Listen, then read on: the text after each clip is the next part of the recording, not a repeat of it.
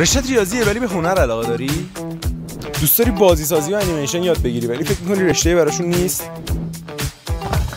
می‌خوای بری رشته‌ای که با هنرهای مختلف آشنا بشی؟ اگه دنبال هر کدوم از اینایی ادامه ویدیو رو ببین.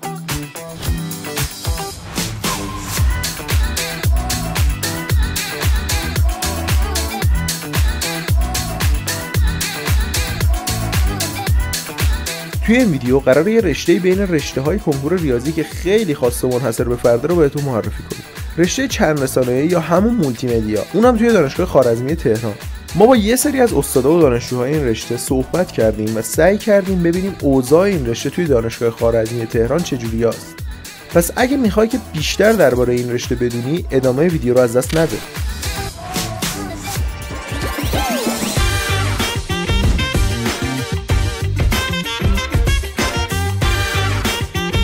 سلام، من ماهور پورقدیم هستم.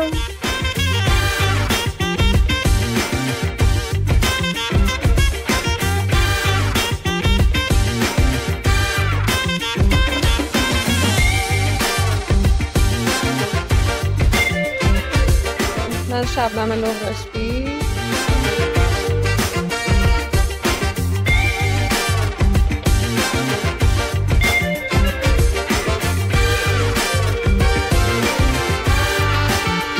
من صدف فقیهی ام.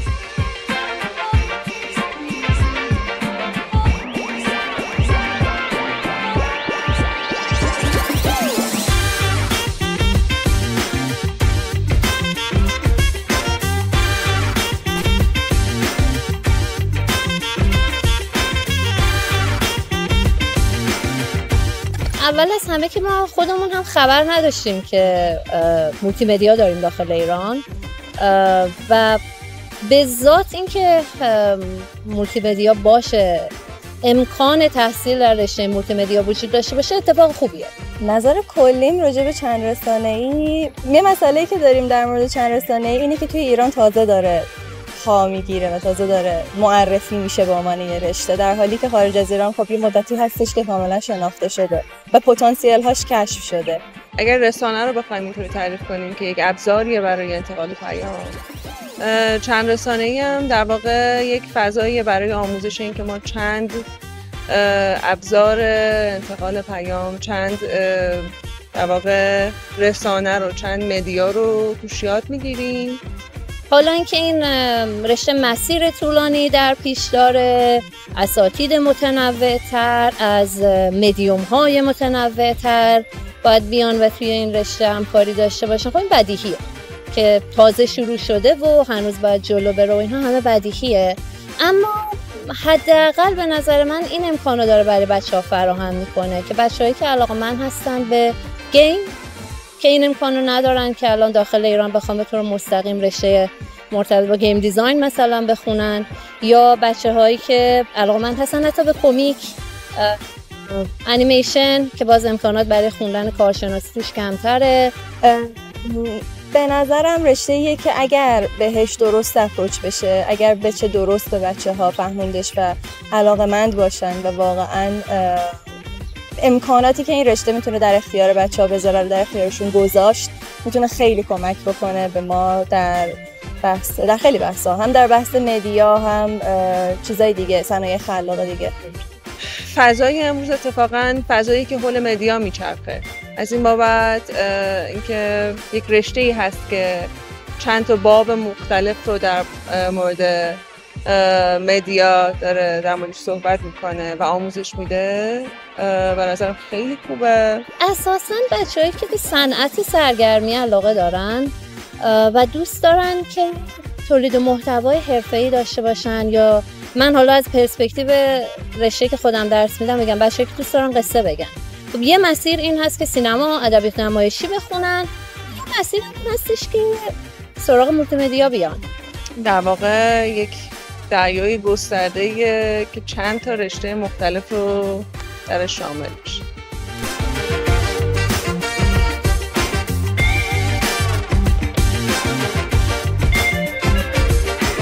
ببینم با قطعیت که نمیشه گفت، ولی نکته اینه که رشته آپشن‌های زیادی در اختیار بچه‌ها میذاره.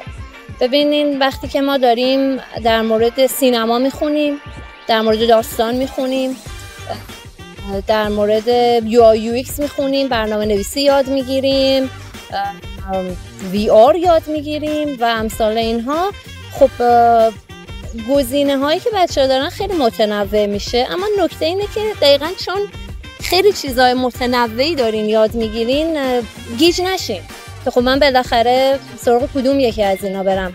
آینده شغلی بچه‌ها یه ذره حالا راجع به اینا صحبت کردن توی این وضعیت پیچیده است، اما به نظر من چند ساله‌ای بازم میگم اگه درست بهش اپروچ بشه میتونه امکانات خیلی خوبی در اختیار بچه‌ها بذاره، به خاطر اینکه سلاح‌های خیلی خوبی بهشون میده برای روبرو شدن با جهانی که کاملا داره به سمت دقیقاً داره به سمت مدیا حرکت میکنه. ولی رشته خیلی اساسی میتونه باشه برای بچه‌ها و برای آینده بچه‌ها. من خیلی دیدم مثبت نسبت به رشته چند رسانه‌ای، از این بابت که الان میگم دنیاییه که همه در حال تولید محتوا از طریق رسانه‌ها داره به دست همه میرسه. از این بابت هم در حوزه داخل کشور، هم حالا برای به صورت بین‌المللی اگر فضای کاری در خارج از کشور باشه، همه اینو پذیرای یک متخصص این رشته هستن. حالا چه در حوزه گرافیک باشه، چه انیمیشن باشه، چه وب دیزاین باشه، هر کدوم از اینا خیلی اتفاقا خواهان داره متخصص این رشته.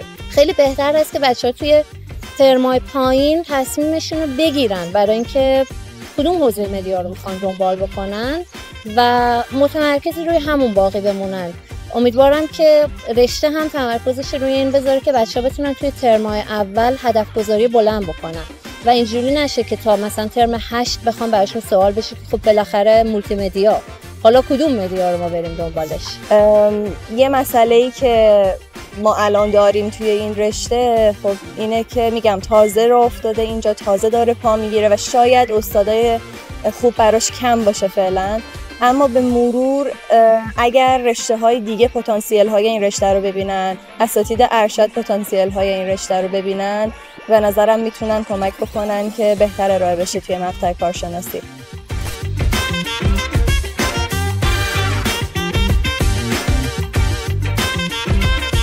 شاید بعضی مخالف چیزی باشن که من میگم و در نظر نگیرن این جنبه رو، به نظر من برای کسایی مناسبه که میخوان روایتگری کنن و میخوان داستان بگن.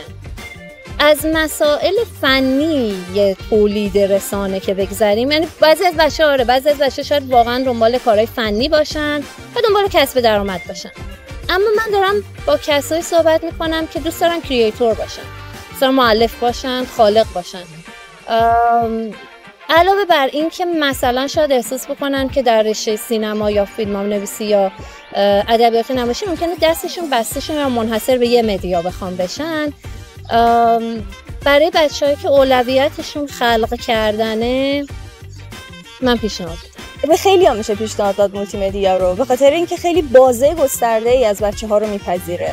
هم بچه‌هایی که میخوان خب وارد صنعت بشن از طریق برنامه نویسی و حالا از رشته ریاضی میان، هم به نظرم بچه‌هایی که علاقه‌مندن بیشتر به جنبه هنری مولتی مدیا و کلاً رسانه. خب رسانه یک تعریف خیلی ساده‌ای داره. رسانه 3 ویژگی داره: بستر ارتباطی، مخاطب و محتوا.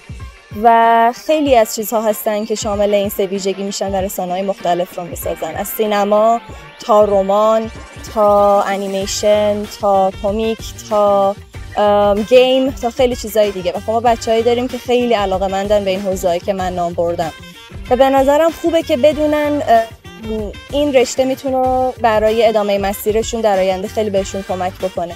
به عنوان مثال یه مشکل اساسی که ما الان توی ارشد انیمیشن داریم اینه که خب امکان کارشناسی خوندن برای بچه‌ها اونقدر زیاد نیست و یه مشکلی که برای بچه‌های ارشد انیمیشن پیش میاد اینه که باید چند ترم اول رو صرف این بکنن که بیسیک ها رو یاد بگیرن.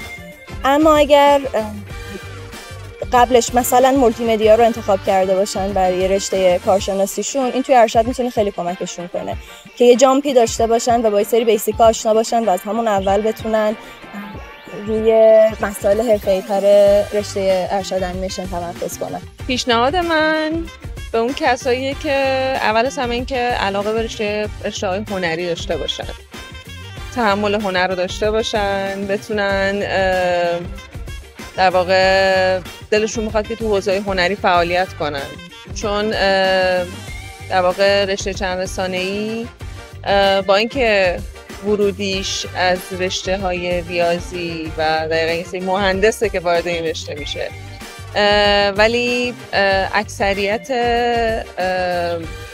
این کانتکستایی که توش داره با بچه‌ها کار میشه در واقع تو فضای هنری هستن، حوزه هنری هستن.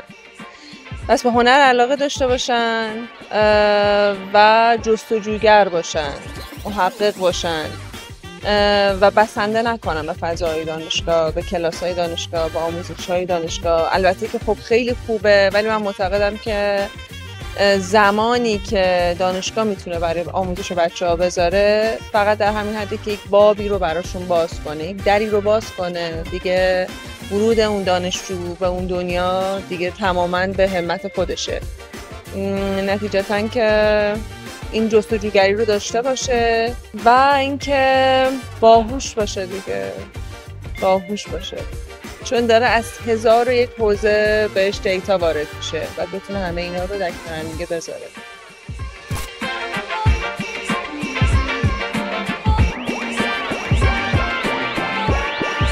اول از همه که امیدوارم باقی نمونه، منحصر به خوارزمی یا تبریز باقی نمونه، چون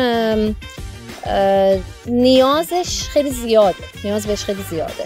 اون چیزی که ما توی دانشکده خوارزمی میبینیم بچه ها، چون دانشکده که خب بله دانشکده خیلی خوش آب و هوا هست، خیلی مسیر خوبی داره، دسترسی بهش راحته، اینا رو میشه در نظر گرفت، اما چی مهمه؟ مسئله مهمتر اینه که بچه ها دارن چیکار میکنن و بزرگترین نقطه قوتش نظر من بچه هاشه، اینکه تلاش دارن میکنن، اینکه میخوان اسم رشتهشون رو جا بندازن، بقیه رشته ما رو بشناسن و تولید داشته باشن. این به نظر من مهمترین نقطه قوت اینجاست.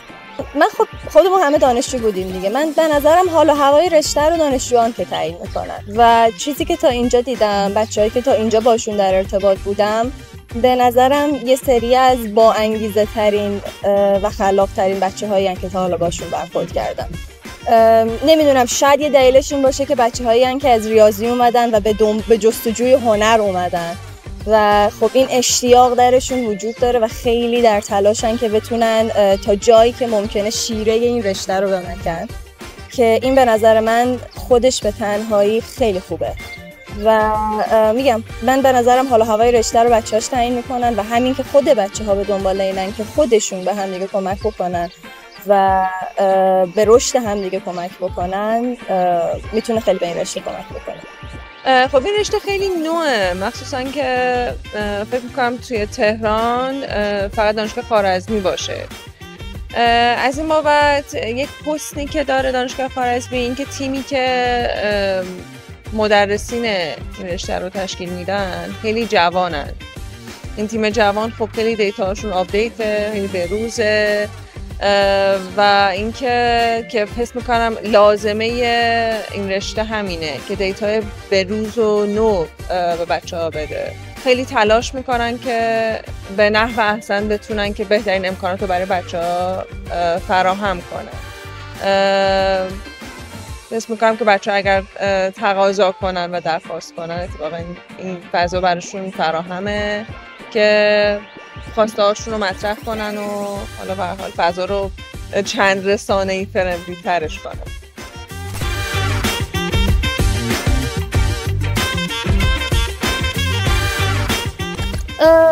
اگه دنبال یه مسیر مستقیم سرراست و آسون میگردن قطعا مناسبشون است، برای اینکه قراره بیان اینجا و قراره که با کارهای خیلی متنوعی روبرو شن.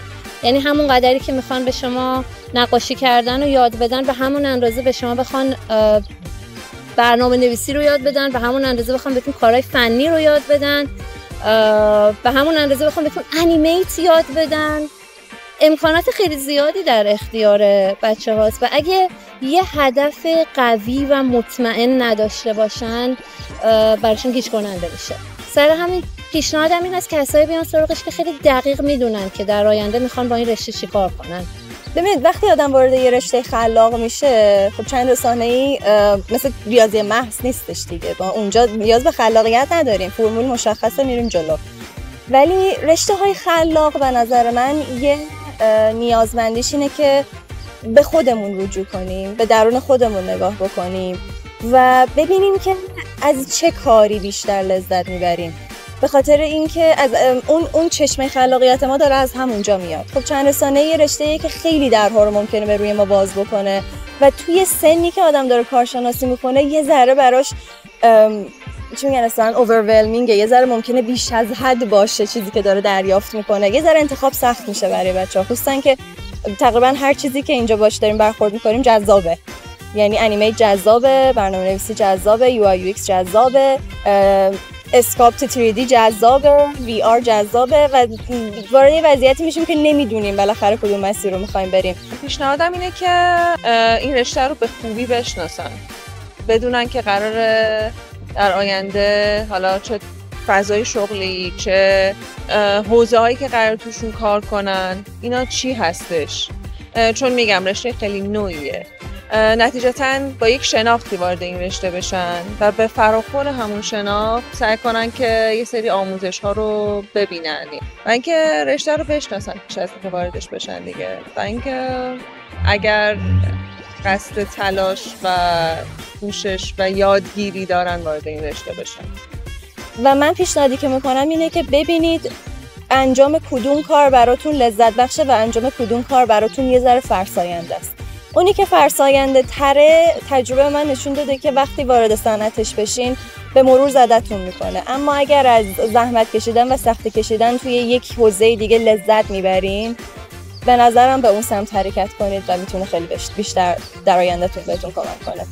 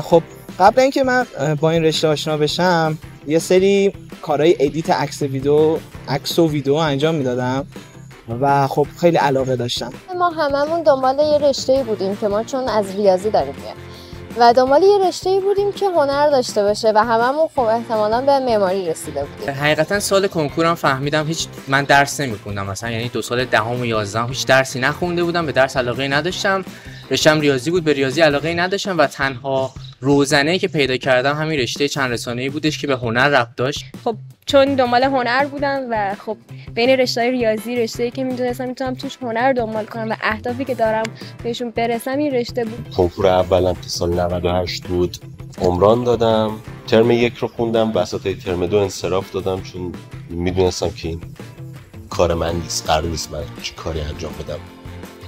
من بر اساس اولویت‌هایی که توی انتخاب رشته چیده بودم دیگه این رشته رو قبول شدم و اومدم این رشته. رفته بودم علوم کامپیوتر، بعد توی دوره بازیسازی شرکت کردم تو انستیتوت، آشنا شدم با این رشته جدیدی بود. من حقیقتش توی انتخاب رشته متوجه همچین رشته شدم و خب از قبلش خیلی به هنرهای دیجیتالی مثل انیمیشن، بازی، حتی دیجیتال پینتینگ و اینا علاقه داشتم. ما همون ریاضی خوندیم و منم مثل بقیه جزو بچه‌ای بودیم که به هنر علاقه داشتیم خیلی و مثلا اگه بالاخره یکم اوضاع بهتر بود واسه مثلا اینکه آدم بره سمت هنر و اینا، یا اینکه مثلا خانواده‌ها بهتر اجازه میدادن، میرفتیم هنرستان. خب من اصلا هیچ آشنایی نداشتم با این رشته و واقعا نمی‌دونستم چه رشته‌ای وجود داره. رشته‌های دیگر هم دوست نداشتم مثلا و خیلی سردرگم بودم که چه رشته‌ای انتخاب کنم. بعدم فهمیدم یه رشته‌ای هست که نه این چیزا هم داره یاد میده و خیلی باحاله انگار. ولی خب فکر کنم هممون گشتیم اینو پیدا کردیم و اینجوری بودیم که دقیقاً همون چیزیه که ما می‌خوایم، یه چیزیه بین ریاضی و هنر و این رشته رو فکر کنم هممون چه پیدا کردیم. و رشته چند رسانی خوبیش اینه که آپشن زیاد داری. واسه کسی که دقیقاً نمیدونه توی مسیرش چی میخواد، میتونه یه عالمه تجربه متفاوت داشته باشه و یکی رو از بین اونها انتخاب کنه. بعد رسیدم به یه رشته به اسم هنرهای چند رسانه‌ای. بعد من مولتی مدیا رو سرچ کردم. این دقیقاً همون چیزیه که من میخوام. موشن داخلش هست، گرافیک داخلش هست، تعداد زیادی واحد هنری داخلش هست. وقتی که متوجهم یه ذره هم خب به فکر می‌کردم که برنامه‌نویسی اینا علاقه دارم. وقتی که متوجهم همچین رشته ازش که هر دوشو با هم داره، گفتم این دقیقاً همون چیزیه که من میخوام و تلاشم این بودش که یه جوری انتخاب رشته بکنم که حتما بهش برسم. توی دفترچه دیدیم که یه رشته هستش به اسم هنر چند رسانه‌ای. بعد دیگه تحقیق کردیم راجع بهش و اینجوری شدیم که این دقیقاً چیزیه که می‌خوایم.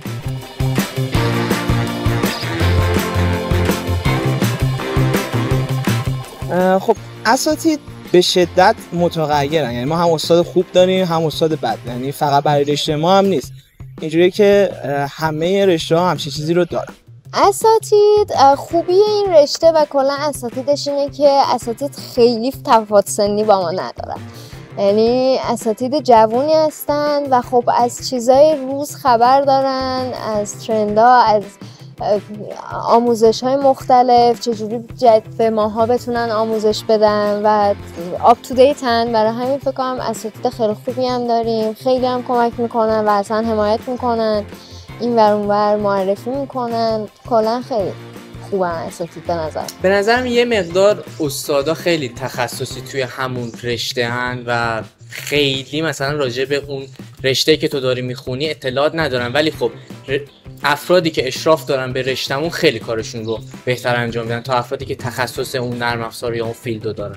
یه سری استاد خوبم داریم، استاد بدم داریم و تو همه رشته‌ها این اتفاق میفته و همه جا هست. در کل اگر بخوام بگم به نظر من اساتید خوب بودن و اینکه خب همیشه یک سری بدیهایی هم وجود داره، ولی در کل خوب هستن. ببین من استاد بدتر داشتم، یعنی من تو اون رشتم که بودم استاد خیلی بدتر داشتم، ولی خب استاداش اونقدر خوب نبودن تا الان حداقل. ولی من فکر می‌کنم نسبت به بقیه دانشگاه‌ها، چون که رشته هنریه اونقدرها حفظیات نداره، چیزای امتحانی سخت ریاضی طور نداره، من فکر می‌کنم استاداش نسبت به بقیه رشته‌ها بهتر باشه، چون معمولا استادای هنر استادای باحالی. استادامون بد نیستن، ولی خب بعضی از استادایی که میان اصلا اینجوریان که میشه رشته‌تون رو برام توضیح بدید و هیچ اطلاعاتی ندارن انگار، یعنی کلا یه قسمت تخصصی رو دارن که میگن که ما فقط واسه این اومدیم و کلا اینکه مالتی مدیا دقیقاً چیه هیچ دیدی نداره.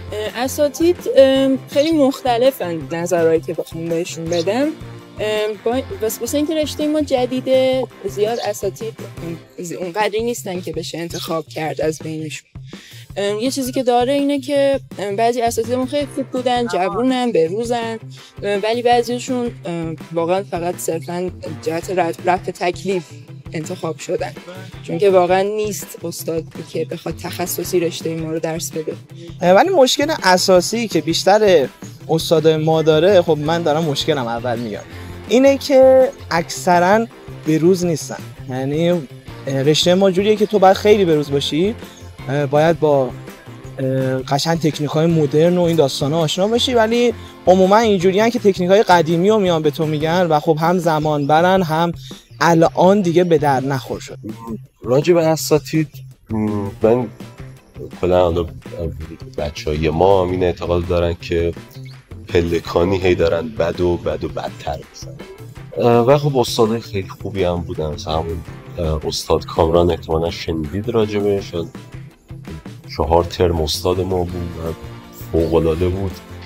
استاد خوبم داشتیم و استاد دلسوز هم داشتیم که تلاششون کردن واسه ما که هیچ پیش زمینه‌ای تو هنر نداشتیم ما رو به یه جای برسونه.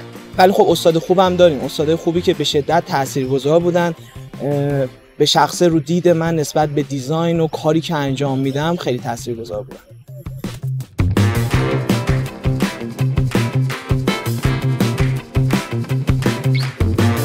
اگر که هدفت هنر باشه و خیلی هم به دنبال یادگیری نباشی اینجا، ولی هدفت هنر باشه خیلی جدی میتونی به این رشته خیلی خوبیه، فضاشو بهت میده.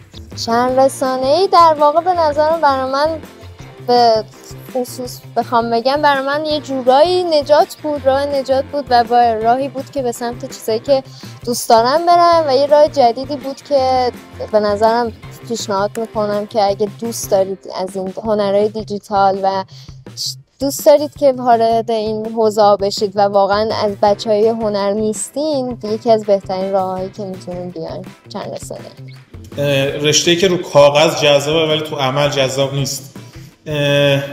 ببین به عنوان یکی که میخوای بازی سازی کنی، انیمیشن سازی کنی یا سمت طراحی هر چیزی که در این رشته باشه بری، خب قطعا خیلی جذابه که همه اینا رو توی یه جای یاد بگیری. ولی وقتی میای تو فضای دانشگاهی وارد میشی هیچ کدومش رو در واقع یاد نمیگیری. به نظر من اگر شرایطشو کسی داره که تو خونه بره بخونه، خودش تو خونه هر چیزی که هست رو یاد بگیره، تو خونه بخونه خیلی بهتر. ولی از این نمیشه گفتش که کامیونیتی دانشگاه خیلی خفنه. یعنی تو با بچه‌های تو دانشگاه آشنا میشی که حالا یکی کمتر یکی زیادتر علاقه هاشون با تو یکسان‌تره. یعنی منی که رشته علوم کامپیوتر رفته بودم دور و برم کسایی بودن که فقط می‌خواستن کد بزنن، می‌خواستن سایت بزنن، هیچ کس اصلا تو بادی هنر نبود.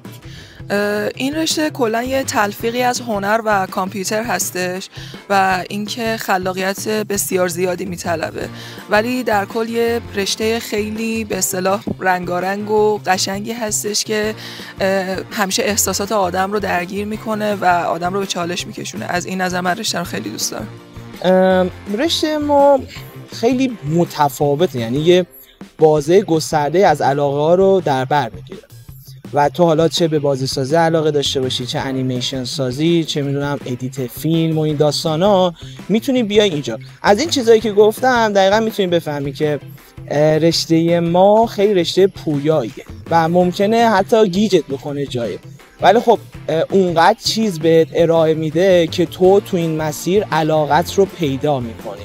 از این جهت به نظر من خیلی رشته جذابیه و واقعا رشته خوبی داره. چند رسانی یه ترکیبی از کامپیوتر و آرت و هنر و کسی که ممکن به هر دو اینها علاقه داره خیلی خیلی مسیر خوبیه واسش. و خب چند رسانه‌ای رشته‌ای که تو میتونی کار اشتراکی داشته باشی، یعنی کاری نیستش که اداری باشه بخوای پشت سیستم تنهایی بشینی، همه چی اشتراکی، همه چی بچه‌ها با هم مشارکت میکنن، کلمه دیگه پیدا نمیکنم، مشارکت میکنن و خب خوش میگذره. یعنی نزدیکترین تعریفشو یکی از همکلاسیام تا اون ترم 1 یا ترم 2 ازش گفت یک اقیانوس با عمق 1 سانتیمتر که تو همه چی رو یاد میگیری، در این حال هیچی هم یاد نمیگیری. برای یه رشته، برای کسی که میخواد یک دید وسیع تری به دنیای دیجیتال داشته باشه، به دنیای و کلا فضای عصر پست دیجیتال 2015 به بعد، به نظرم رشته خوبیه، ولی برای کسی که دنبال تخصص نه.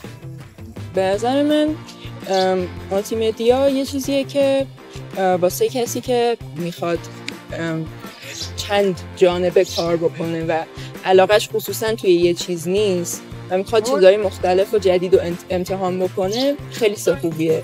یعنی میتونه که بهش کمک کنه واسه ادامه زندگیش و هدفش و آینده شغلیش. مولتی مدیا یه رشته خیلی جذابیه که به خودت بستگی داره.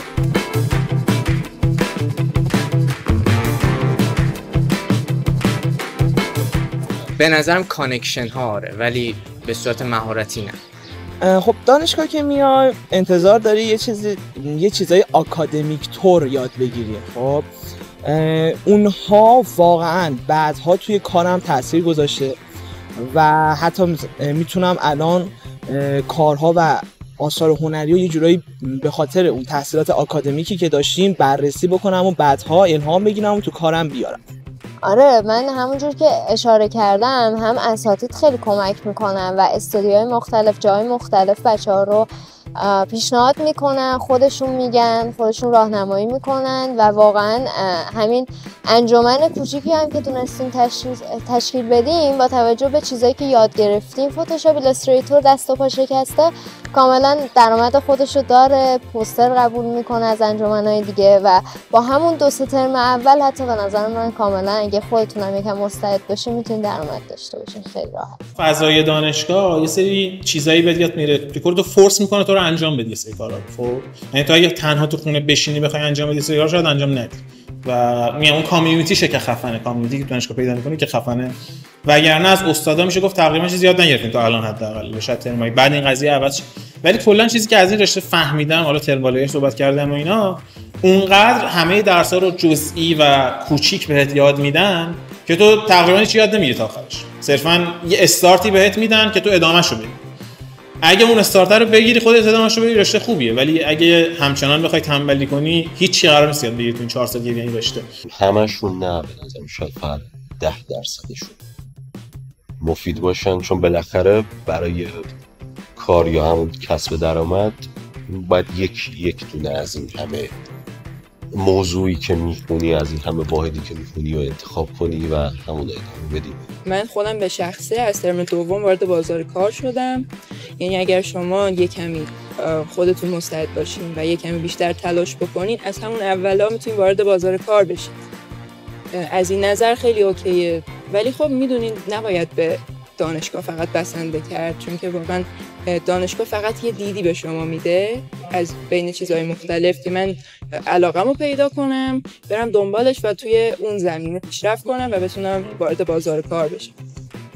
دقیقاً اتفاقا یکی از نکات مثبت رشته واسم همیشه این بوده که انگار چیزایی بوده که می‌خواستم. یعنی همیشه مثلا چه می‌دونم تو می‌خوای فتوشاپ یاد بگیری و رشته داره بهت فتوشاپ رو یاد میده. دیگه چه میدونم مثلا تو همیشه واسه جذاب بوده چه میدونم ادیت ویدیو یاد بگیری، رشته ازت یه سری چیزا میخواد که تو نسبت بهش میری ادیت ویدیو رو یاد میگیری. حالا خیلی وقتا شاید بشه که اون دقیقاً اون چیزا رو بهت یاد نده، مثلا چه میدونم طرف خود پریمیر شاید کار نکنه، ولی تو به خاطر درسات میری سمت مثلا ادیت ویدیو هم یاد میگیری. ولی اینکه درس بدن و به دردت بخوره، آره من مثلا همین ترم انیمیت کردن یاد گرفتیم، الان دارم مثلا یه کوچولو انیمیشن کار میکنم. دیگه چه میدونم فتوشاپ که یاد گرفتیم باش طراحی پوستر کردیم، یه کوچولو ادیت صدا و اینا کردم. آره خلاصه کاملا شاید برخلاف خیلی از رشته‌های دیگه اینه که تقریبا هر چیزی که یاد میگیری میتونه به دردت بخوره. به نظرم رشته برای کسی که همونطور که شما پرسیدید به دنبال تخصص و به دنبال کار کردن تا جایی میتونه کمک کنه که راه رو بهش نشون بده، مثلا همه چی رو بهش یاد میده و بعداً تو میتونی ببینی که کدوم رو بیشتر دوست داری و همون رو ادامه بدی. از اون به بعد دیگه دانشگاه هیچ کمکی نمیکنه، مگه اینکه آدم دیدش فرق کنه همونطور که قبلا گفتم و بخواد یک دید کارشناسانه‌ای نسبت به کل فضای دیجیتال داشته باشه، نه که تخصص پیدا کنه توی یه موضوع خاص.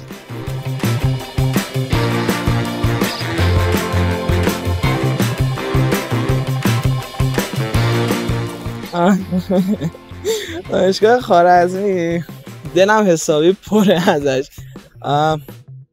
دانشگاه ما هم رشته‌مون رو جدید آورده، هم دانشکدهمون تازه داره ساخته میشه یه جوری، بعد دانشکدهمون جدیده. برای همین امکانات خاصی به ما حداقل تا الان ندادن، ولی قول دادن که بیارن. طبق صحبتایی که کردیم قراره که امکاناتی برای رشته‌مون ارائه بدن. سر همین موضوع شاید از دانشگاه اونقدر راضی نباشن.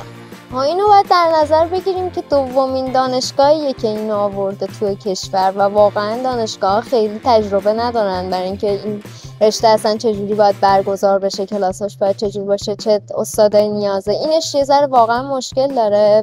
مثل باقی دانشگاه چیز خاصی حقیقتا توش نمیاد.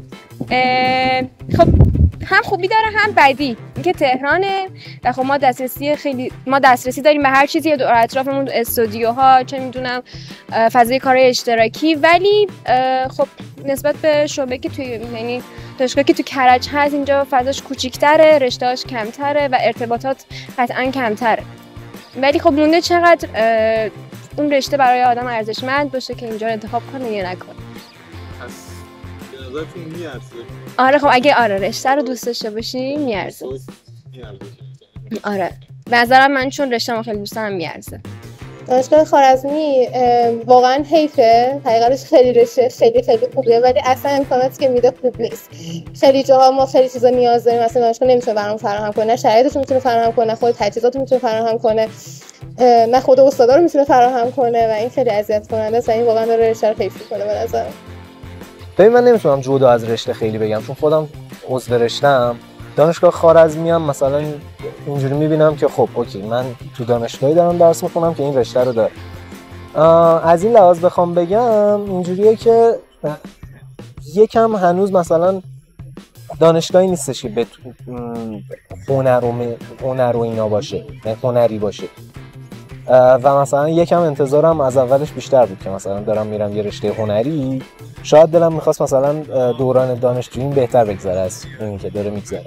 ولی باید در نظرم بگیریم که شرایط سختی داره، زنده نگه داشتن این رشته هم شرایط سختی داره. میشه یکم به دانشگاه حق داد، ولی خب کاملا میتونه شرایط دانشگاه مخصوصا خوارزمی خیلی بهتر بشه، خیلی درک بهتری داشته باشن، بیشتر اطلاع رسانی بشه، اینو بشناسن چجوری باید رفتار کنن با نسبت به این رشته، چه کلاسایی باید داشته باشن، نیازاش بیشتر درک بشه و خود فضای دانشگاه تصورمون فضای دانشگاه خفنی نیست. ببین من تو خوارزمی کرج هم بودم. خب اونجا رو اگه بریم ببینین یکی از سرسبزترین و جنگل‌ترین دانشگاه، یه پارک وسطش 2 تا دانشکده زدن و اینجا هیچی نداره. حالا احتمالاً تو ویدیو بچه‌ها گفتن که قراره بگیرن فضاشو. کلا بیابونه، یعنی آسفالت و اون ور که دارن ساختمون میسازن، اصلا معلوم نیست چی به چیه.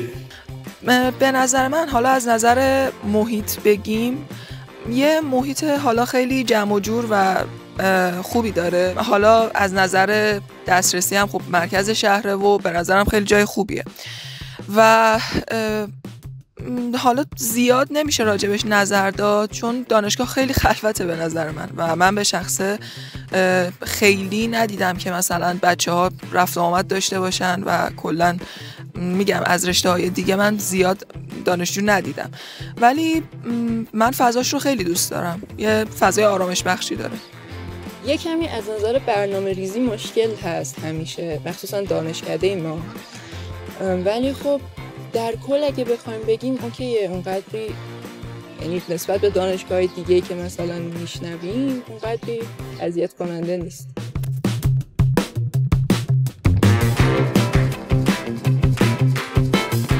به نظر من که به شدت افتضاحه، یعنی فقط دارم دانشگاه رو تخریب میکنم اینجوری. نسبتا خوب. من راستش مثبت ترین آدمیم که میتونم در مورد این صحبت کنم چون من تجربه داشتم سلف های دیگر رو و نسبتا واقعا بهتره قضیه دانشگاه. کاملا من تضمین میکنم که نسبت به جاهای دیگه بهتره ولی به پای مامانا نمیشست. من نظر خاصی نمیتونم بدم به این خاطر که زیاد تا به حال غذا سفارش ندادم از سلف دانشجویی و شاید 1-2 بار بوده که اونم کیفیتش بد نبوده، حالا نه خیلی خوب بوده نه خیلی بد، ولی سلف آزاد من واقعا غذاهاش رو دوست داشتم، هم قیمت مناسبی داره نسبتاً و همین که کیفیتش واقعا خوب بوده. افتضاح. به نظر من نظر هر کس مختلفه، باید حتما امتحان کنید خودتون در حد غذای دانشگاه. ببین نظرات خیلی متفاوته. غذای دانشگاه کلا خوب نیست، یعنی من یادم نمیاد از کسی پرسیده باشم از بین دوستایی که دانشگاه میرن و بگه غذای دانشگاه خوبه، غذای دانشگاه ما خوبه. منتها اگه بخوای از لحاظ بدی در نظر بگیری، من غذای دانشگاه تهران خوردم، غذای دانشگاه امیرکبیر خوردم، غذای دانشگاه خوارزمی کرج خوردم، از اون سه تا بهتر. جوجه و اینا شاید دقیقاً. حالا قرم سبزیشو کاری نداریم چون که اونو اصلا وارد بحثش نمیشیم. شما مگه قسمت شد اومدین اینجا سفارش ندین؟ بعدا ازم تشکر میکنم بابت این موضوع. زنده میمونی. نمیدونم اطلاعی ندارم.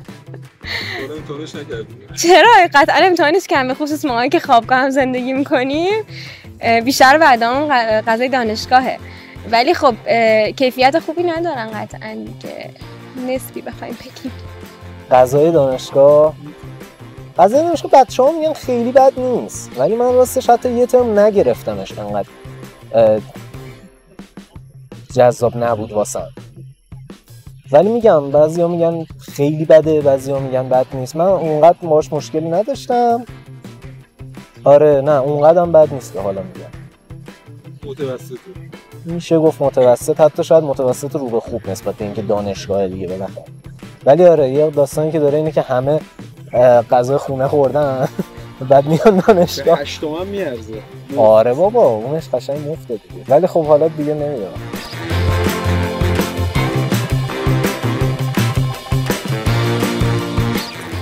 در کل که دانشگاه خوارزمی یک خوابگاه پسرانه داره که خوابگاه لاله‌زاره و نزدیک دانشگاه هم هست، یعنی ما یک راه داریم از دانشگاه.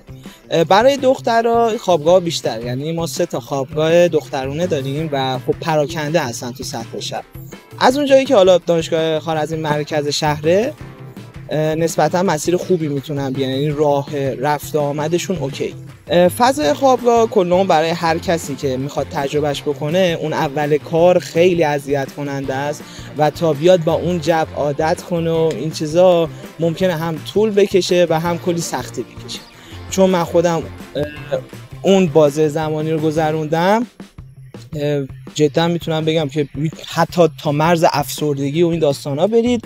ولی خب نه، وقتی عادت بکنید کلی رفیق پیدا کنید میفهمید نه چقدر خوابگاه باحاله. هر شب یه داستانی، هر شب یه بازی و وقتی با هم کنار بیاین اون موقع است که خوشگذرونی ها شروع میشه، هم میتونی به کارات برسی، هم درست، هم بیرون رفتن. ولی حالت کلی بهتون بگم برای پسرها یک ذره سخت خوابگاه میدن، یعنی تو باید خیلی استمرار داشته باشی، بیای باشون صحبت بکنی تا خوابگاه رو بگیری. حالا برای دخترها رو البته نمیدونم که چجوره، شاید برای اون همین شکل. خوابگاه ها که خب چون خود دانشگاه کوچیکه، داخل دانشگاه خوابگاه نداریم. یه سری دانشگاه تهران خوابگاه داخل خود حیاط دانشگاهه، ولی خب واسه خوارزمی پراکنده است تو شهر. خوابگاه نزدیک داریم، دور داریم که 1 ساعت تا دانشگاه راهه، مونده به شانسشون هر کسی که میاد. ولی خب خوابگاه کلا تو ایران این شکلیه، درجه 2 3 ما خوابگاه درجه 1 نداریم. ولی بخوایم در نظر بگیریم تجربه جالبیه و اینکه تو با آدم‌های با فرهنگ‌های مختلف، دیدگاه‌های مختلف یه جا زندگی کنی. آره جالبه، یعنی اینجوری نیستش که بگی نه اصلا مونده به شخصیت آدم‌ها بازم. ولی خب واسه دخترها فکر کنم یه 3 4 تایی هست. آره یه میدان توحید هست، یه خوابگاه سند از خیابون سمیه، یه خوابگاه شمس‌آباد از هم تو محله شمس‌آباد، اون یکی نمیدونم ولی میدونم که 3 4 تا هست.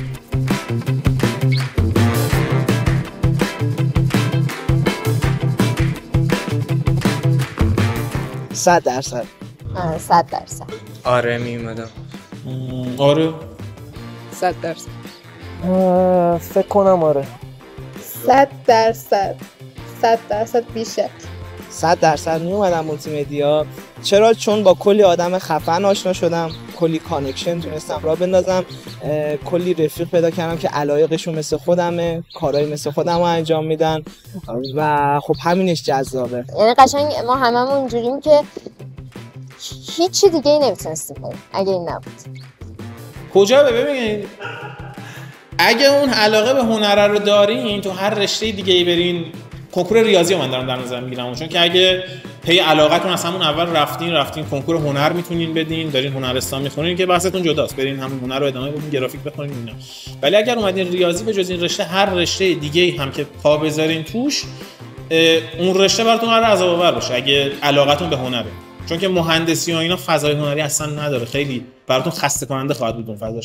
تنها رشته‌ای که میشه گفت یکم هنر داره توش بین رشته‌های کنکور ریاضی. اگه برمیگشتم عقب احتمالاً میرفتم هنرستان راستش، ولی اگه از بعد دبیرستان آره بهترین بازگشتیه که میتونی به هنر داشته باشی دیگه.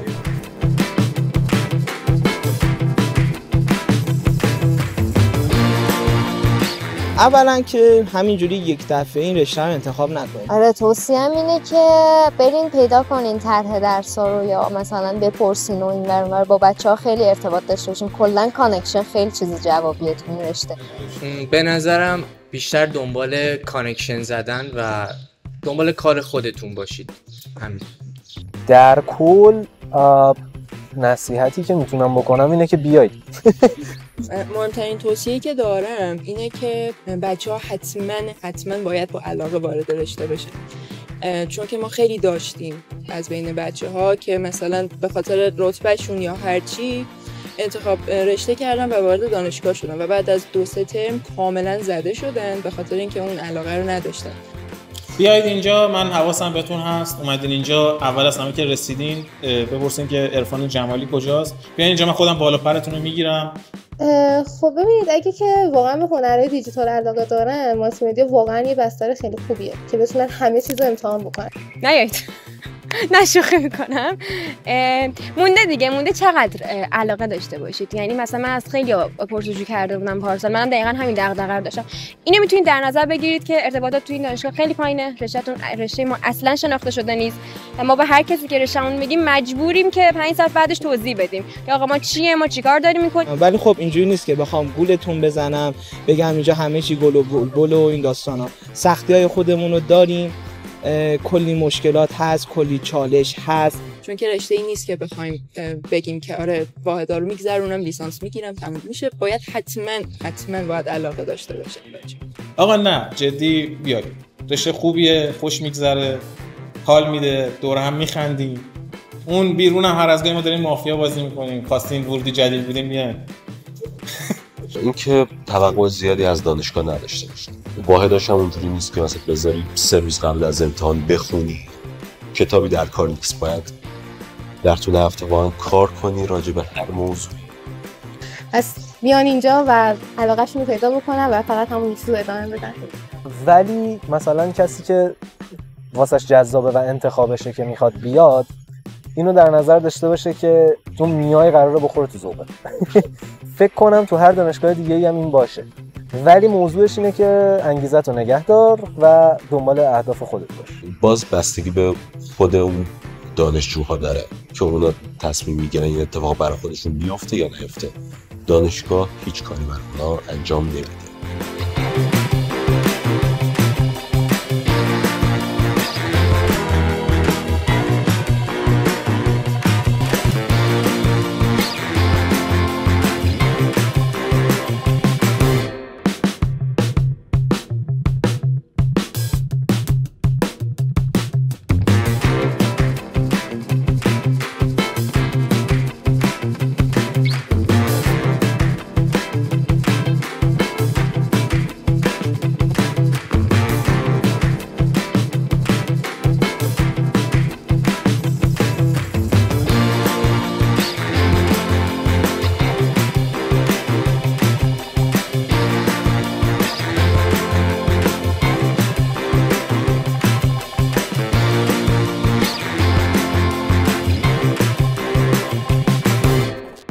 خب رسیدیم به آخر ویدیو. الان قراره که براتون بگیم که اولا چی شد ما این ویدیو رو درست کردیم و دوما یه جمع‌بندی و خلاصه ای از حرفای بچه‌ها و کلا مطالبی که در مورد دانشگاه بود داشته باشیم.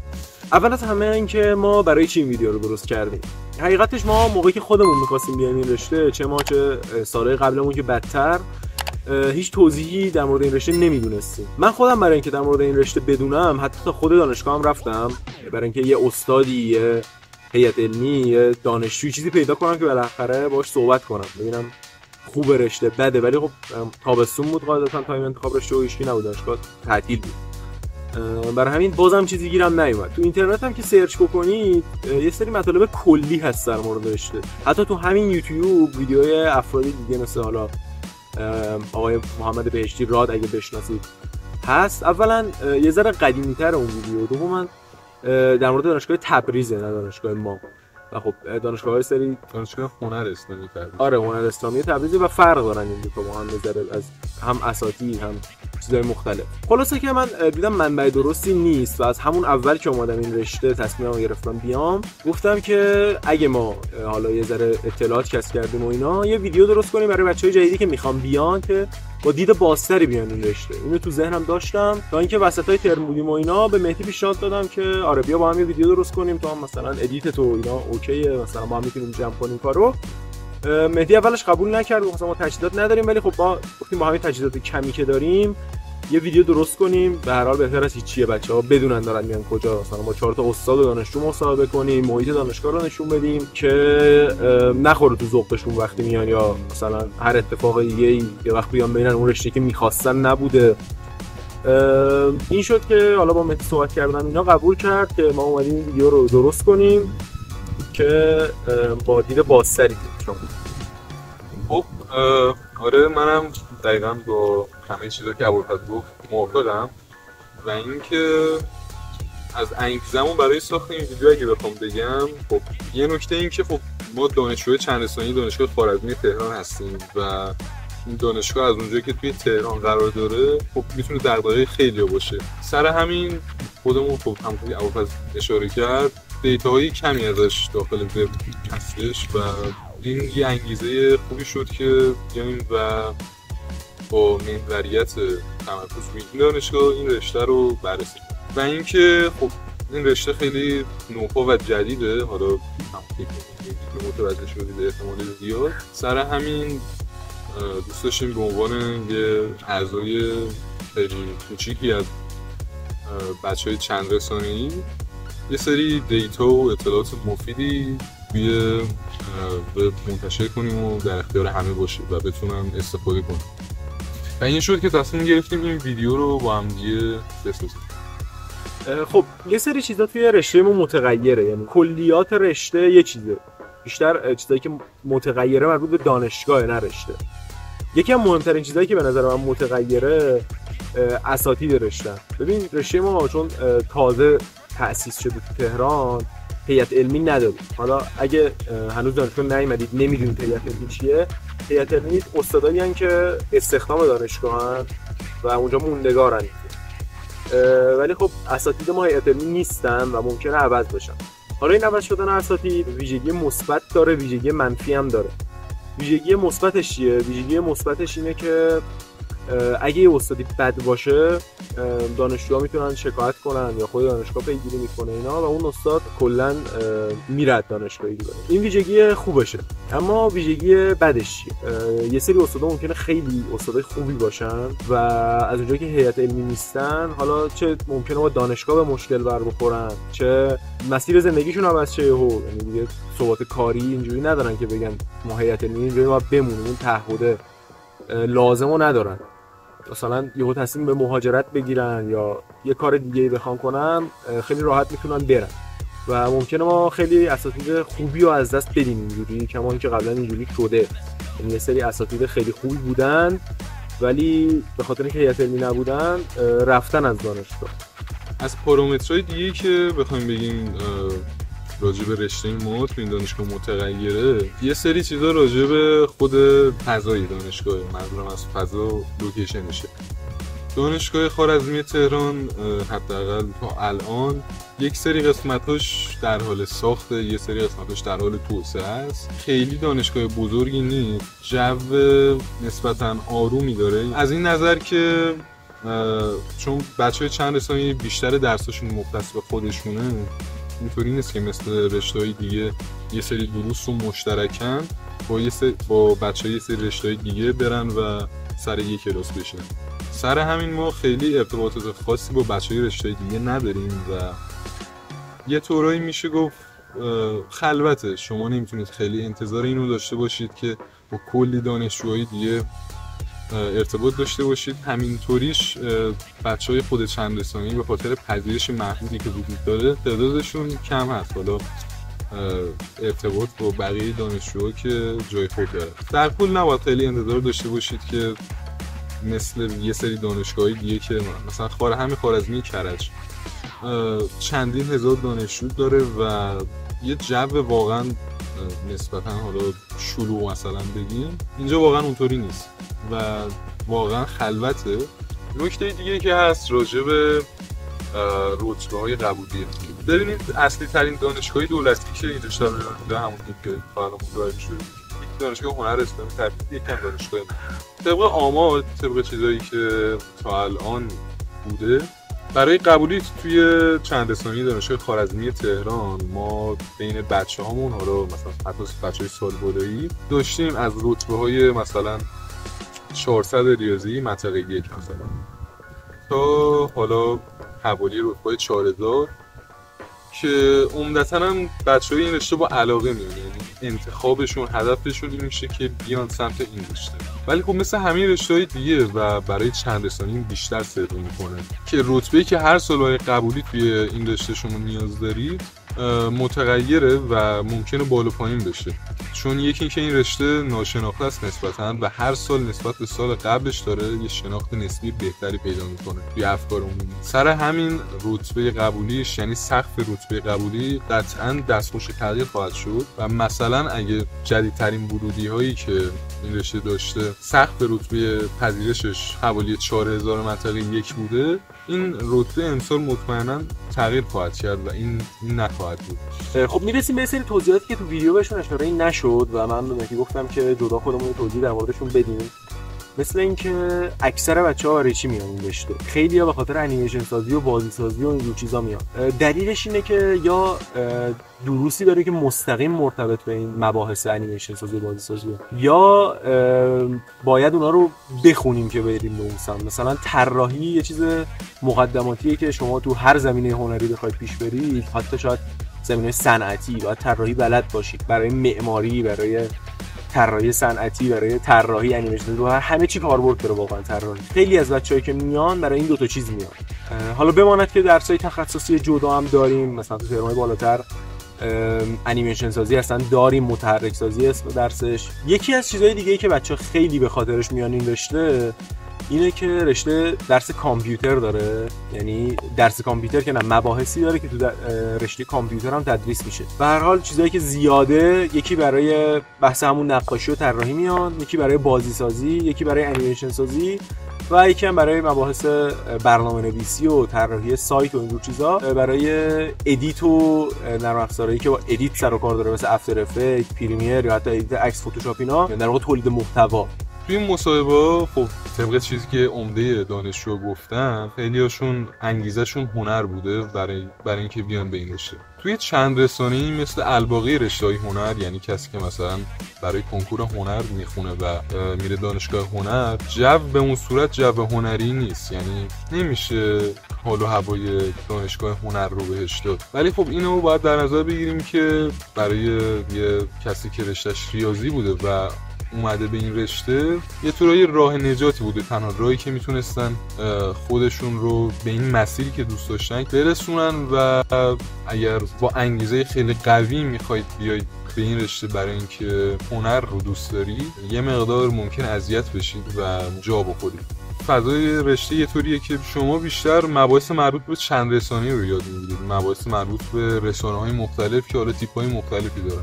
هنر هم هست بین دروس، ولی خب قابل قیاس با رشته‌های هنر توی دانشگاه‌های هنر نیستش. اینو در نظر داشته باشید.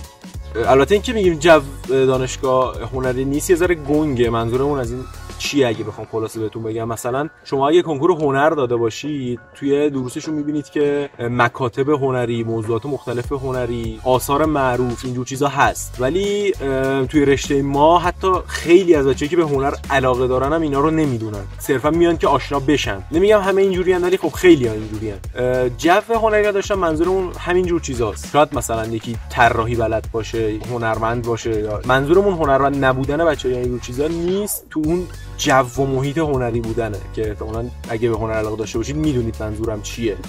البته یه نکته‌ای هم که هست، من حالا گفتم که خیلی‌ها به خاطر هنرش میان، به خاطر انیمیشن سازیش میان، به خاطر برنامه‌نویسیش میان، اذیت شدن سر مباحثی که دوست نداریم. البته این مختص رشته ما نیست. شما هر رشته‌ای برید یه سری درس دارید که اصلا نمیخواید برید و بدتون میاد، ولی خب رشته ما اینو زیاد داره، چون مثلا شما انتظار دارید که میرید برای انیمیشن سازی دیگه فقط با انیمیشن سازی در کار داشته باشید. من اینجوری بودم حداقل، ولی اون وسط هندسه میخوره تو ذوقتون، چون برنامه‌نویسی اعصابتون رو خورد میکنه. آره انتظار اینو باید داشته باشید که توی این رشته کلی چیزهای مختلف قراره بهتون ارائه بشه و سر همین نمیتونید صرفا انتظار داشته باشید که اون چیزی که میخواید رو یاد بگیرید. یه سری‌ها به یه سری چیزا علاقه دارن، از یه سری درس‌ها هم بعدشون، ولی خب ناچار مجبورن که همش پاس کنن و اینو باید در نظر بگیرید. خب ما طی ویدیو از دانشجوی سری از دانشجو نظراتشون رو پرسیدیم و مصاحبه کردیم. حالا خودمونم به عنوان کسایی که این ویدیو رو ساختیم می‌خوایم که نظر خودمون هم راجع به این رشته بگیم. خب خیلی کلی اگه بخوام بگم، اصلا و ابدا کسی که از کاری که میخواد بکنه مطمئن نیست نباید بیاد این رشته، مگر اینکه بخواد تو زمینه‌های مربوط به مباحث این رشته فعالیت کنه اطمینان داشته باشه، ولی خب ندونه بخواد حالا کدوم فیلد فعالیت کنه. بالاخره طی حداقل ترمای اول راهش رو پیدا میکنه. ولی واقعا اگه مرددید یا خیلی اطمینان خاطر از اینکه با انگیزه تمام بیاد این رشته نداری، اذیت میشید. تو حتما در نظر داشته باشید که همت خودتون تو این رشته خیلی مهمه و اگه مثلا صرفا منتظر باشید که این 4 سال دانشگاه واحدایی که دارید رو پاس کنید و تهش این مدرک کارشناسی بگیرید و حالا اگه بعدا خواهید ارشد هم ادامه بدید به همین صورت، همینطوری اون به کار شما نخواهد اومد. رشته بابی رو از هر چیزی بر روی شما باز میکنه و دیگه که میخواید برید وارد اون فیلد بشید اون دیگه به عهده خود شماست. چیزی که من میخوام در مورد رشته بگم اینه که همونجوری که خودتون میدونید اگه تو این زمینه ها بوده باشید، فضای کار رشته ما یعنی بازار کار آیندهش جوری که به مدرکتون نگاه نمیکنن، ازتون نمونه کار میخوان. برای همین شما وقتی که دارید این رشته رو میخونید باید تمرکزتون رو بذارید روی مبحث. شما اگه بخواید توی یه زمینه کار کنید باید همون رو بگیرید و همون رو ادامه بدید، چون بخواید انرژی خودتون رو پخش کنید توی چیزهای مختلف در حد خیلی خوب شدن به همش نمیرسید. و خب میگم اون مرا جاییه که میخواید استخدام شید با مدرک و نمره خوب ازتون میخوان توی حالا جایی که استخدام میکنن قاعدتا به نمره مدرکتون دقت میکنن. ولی اینجا که به نمونه کار دقت میکنن، وقتی شما میخواید تو انیمیشن بشید بعد اون خط رو بگیرید که آره برای انیمیشن چی میخوام، طراحی میخوام، انیمیت میخوام، چون شاید فلان نرم افزار بخوام و اونا رو خیلی جدی بگیرید. این یه چیزیه که من میتونم بهتون بگم. و چیز بعدی که هست در همین راستا، یعنی شما باید تلاش خودتون رو خیلی بیشتر کنید از دانشگاه. یعنی مثلا تو درس طراحی وقتی شما میخواید طراحی یاد بگیرید، خود استاد ما بهمون گفتش که طراحی یه چیزیه که یه فردی 10 سال زمان میذاره که یه استاد طراحی بشه، بعد شما قراره بیاید همین طراحی رو توی یه ترم یا تو 2 ترم یاد بگیرید. این یه نمونه بود فقط. درسته استاد خیلی خفنیه، ولی به خاطر مدت زمان کم و تعداد زیاد دانشجو نمیتونه به اون سطحی که مثلا خودش داره برای شما همه چی توضیح بده و شما یهو به خودتون میاید هم اگه ترم پایینی باشید میگید آره من ترم فلان انیمیشن دارم، انیمیشن یاد میگیرم. من و یکی از دوستام که تو رشته مثلا می‌خواستیم یه چیزی شروع کنیم که مثلا پیش نیازش طراحی بود و هی میگفتیم آره طراحی رو وایسین ترمی که دانشگاه یاد میگیریم بعد میریم سراغ اون چیز. و ترمی که دانشگاه گذاشتیم طراحی یاد نگرفتیم. چرا؟ چون وقت کم بود. برای همین یه توصیه‌ای که دارم بشینید اولا چیزایی که می‌خواید خودتون بیرون دانشگاه مطالعه کنید، به عمومی دانشگاه نباشید، صرفاً بدونن که می‌خوان چیکار کنن. این آره هم میتونن. اینم هست. این ترم اگه مثلا تنبل نباشید میتونید، ولی اگه مثلا باشید نمیتونید. خب بیشتر از این طولانیش نمی‌کنیم. آخر ویدیو فکر می‌کنم باشه. اگه سوالی چیزی داشتید که داخل ویدیو نتونستید به جوابش برسید، ما آیدی تلگراممون رو هم تو کپشن همین بالا پایینیم همین دور اطراف یه جایی میذاریم. اگه دوست داشتید میتونید بیاید پیام بدید، سوالی داشتید بپرسید، اگه بدونیم حتما بهتون جواب میدیم. میدونید ما انگیزمون صرفا این بود که بتونیم یه سری دیتایی مفید از این رشتهمون منتشر کنیم و در اختیار همه بذاریم. سر همین اینکه شما از ما حمایت کنید و حداقل اگه فکر میکنید کسی هست که این ویدیو میتونه به دردش بخوره براش بفرستید، بهش بگید که بیاد و ببینه و بتونه استفاده کنه و این ما رو خوشحال میکنه که تونستیم به بقیه کمک کنیم راجع به این رشته. آره خلاصه که همین. مرسی که تا اینجای ویدیو اومدید و خداحافظ.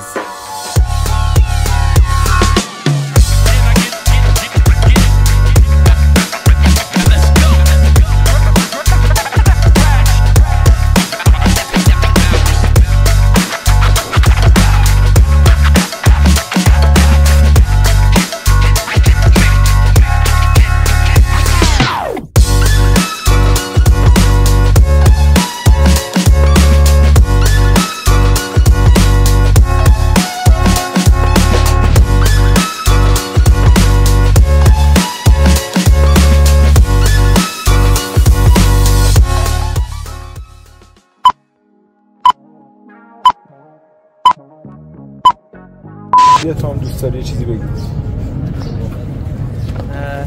اینا به زور اما در مصاحبه میگن هیچ وقت هر چی گفتم تفنگ گذاشت.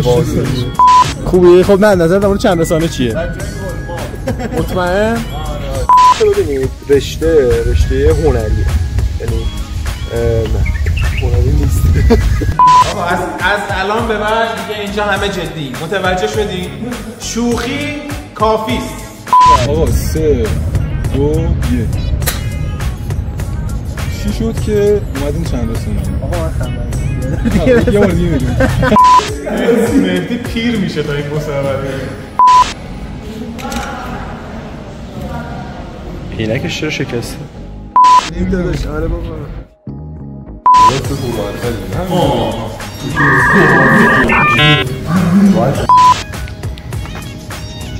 خیلی مخلصم. این جپن آقا جان شاکی شکایتی داری؟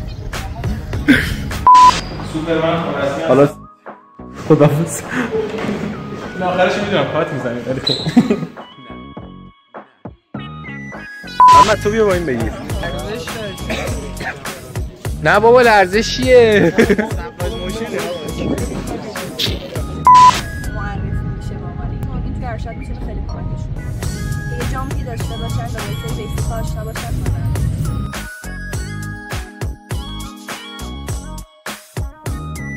دست شما در نکنه.